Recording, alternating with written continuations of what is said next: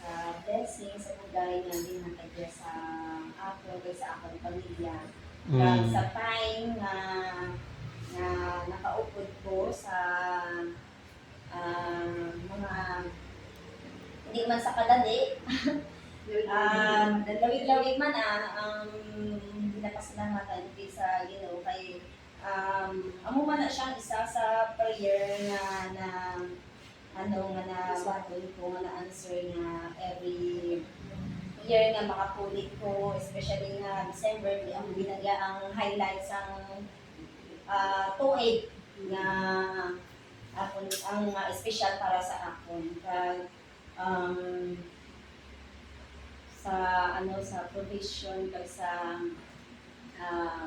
health amo gina ang ako nga prayer nga permi ko gid na asa Ginoo nga okay lang pwede ba lang igado mo normal lang na isa nang kakaubusan ta pero yan lagi ka mabait ang Ginoo hindi nga si positive ang wala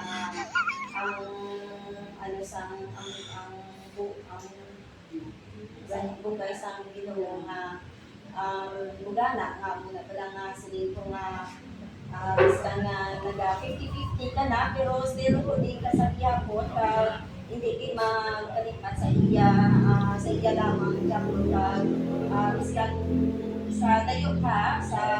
iyong pamilya kag sa diri ka sa church and never man ko nga nagakalipat sa iya especially sa every Sunday nga Amen. ang gusto ko gid nga ma-renew, ma-restart na lang ako nga spiritual isa nang may mga devotion man nga gusto ko gid nga pinili nga makaupod si Sister Exie sa kadagabi sa among nga devotion sa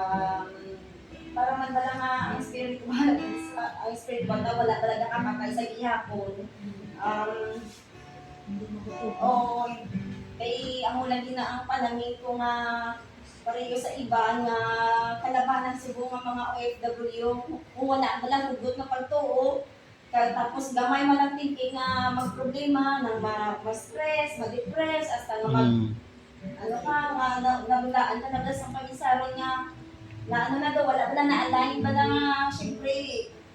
mayara nga kahalikom siling ko problema na din na problema halipas hindi man ako lagi ang problema, pero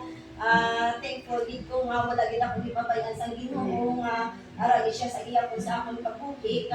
Thankful man ako kay ang ako nga isa ka prayer nga si Joy magupod-upod man sa mga kanilang prayer meeting, sa karima sa aton nga sekta balangan ng Kristo nagayuhong ko nga nagakadlaw ko sila kay ang balyaligan nga di may Bible ka na. Dahil nag-prayer din kami, ako lang isa wala Bible. So, siling ko may araman ko Bible, nga sa muna ba na kaya nang lagi na sa aton. Oo, nadala ko ng permit. Dahil ipangwa ko lang ang mga abubuto, kaya nara ko nga Mary, certificate na ito pala nga, sa membership sa kuna. Ipangwa ko lang to para man pala sa iya. Pag thankful dito nga